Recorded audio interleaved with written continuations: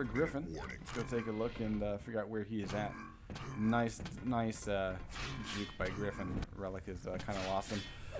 Relic, though, maintaining pretty solid item control. So he'll probably pick up one more frag as we end this. And really, I got to say that Griffin did a really good job. A lot of those frags happened just within a minute or two. A lot of them being either spawn frags or fresh off the spawn. Just making sure to catch Relic off his guard just when he was just coming around a corner, coming in for a drop for some health or for some armor or something. So Relic is going to be able to bring this back up, and now he's low on armor.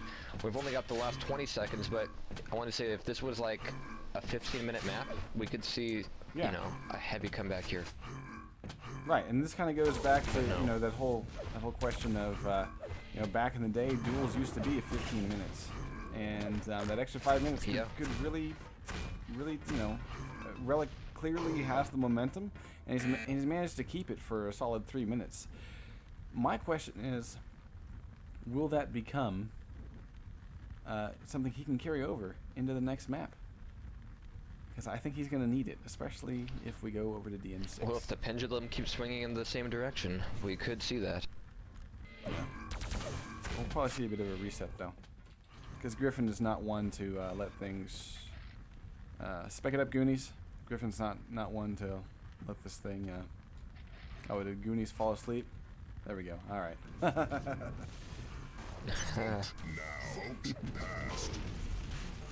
They are going straight into this match.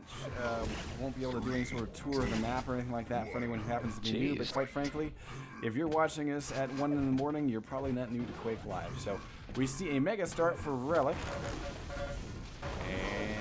And it looks like Relic comes in here really strong. Yeah, great LG. And that LG does give it to him. Yeah, and I think Griffin, you know, starting with that rocket launcher, all he was going to have when making the grab for the red armor was that rocket launcher. So Relic was just able to come in, use his superior aim there, and the fact that he had that LG and get that frag. And that's actually really big because that puts Relic in a position to really set himself up to dominate the map. So going in strong like that really does help. But, oh, here we go. Griffin is able to knock off Relic, make him think twice about grabbing that red. So that does reset things a little bit. But right now, Relic is still sitting very strong.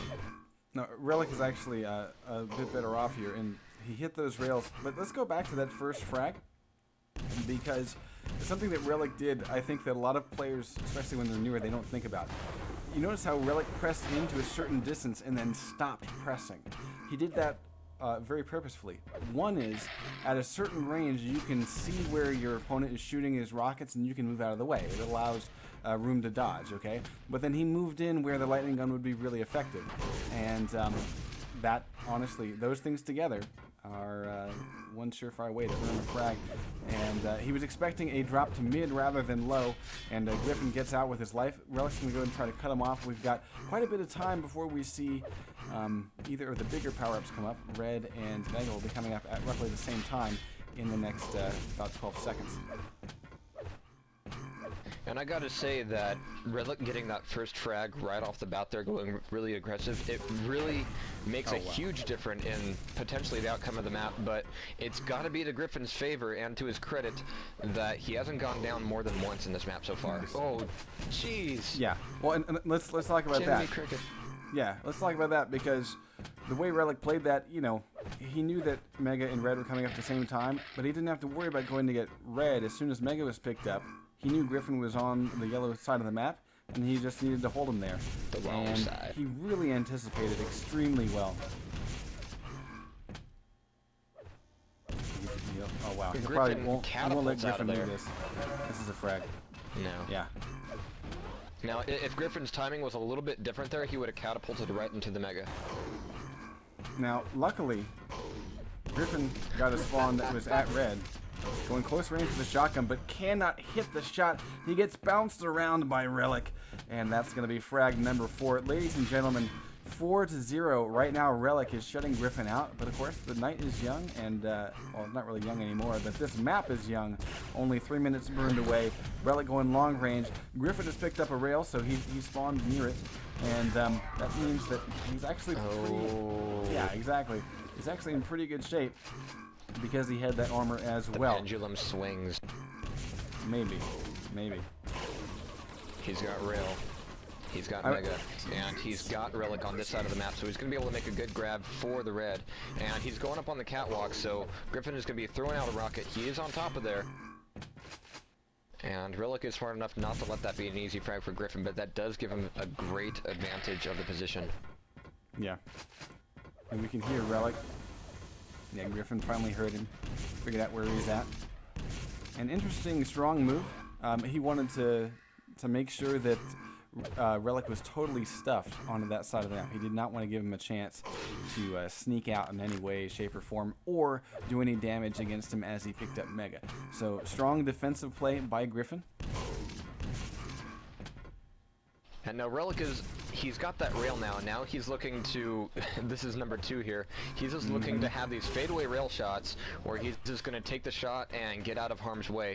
And that is going to take a lot of the teeth out of Griffin's attack, but Griffin still has a better position. Red is now up, and this could, oh, this is big. This is important. This is big. Relic grabbed Mega and got away. In favor of red. Yeah. But that was actually, strangely enough, that was actually the smarter play for Griffin, because he really needed that armor after those skirmishes and eating one of those rails. So it was a toss-up of either making sure he got red, giving up Mega, or having a toss-up at Mega if Relic was going to challenge. And that's not something he wanted to let happen. But Relic comes in strong here with the LG. Yeah. Jeez. And that really has been Relic's bread and butter so far. And that's going to give him frag number 5. Now, he's picked up Mega, and he's probably not going to worry about this yellow, because we do have red coming up. Oh, he's going to try to do damage. Look at this. Very aggressive play by Relic. Jeez. And what he's risking here, though, if he gets a frag, is that Griffin would spawn near red, though. So it's actually, in some ways, better that he just did damage. Oh, he lost it anyway. He was too slow. And now Griffin, although weak, has pushed Relic off. And now Relic is on the run because he has no more armor. Oh, interesting. I wonder if this is a mental error here for Relic, because that red armor should never have gone to Griffin. He was just a little bit too slow on top of the rocket launcher.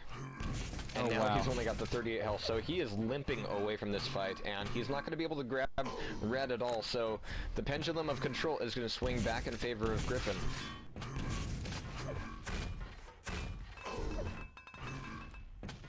I'm gonna go take a look. We has dead air. Why?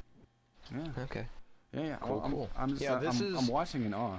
This is really beautiful play. Yeah, both of these guys are playing very strongly. So whenever the item switch up happens at all, it's very, very significant. And right now, Relic, he's really in a bad way here. He does get the damage done though with the pop-up rocket as Griffin comes up the pad.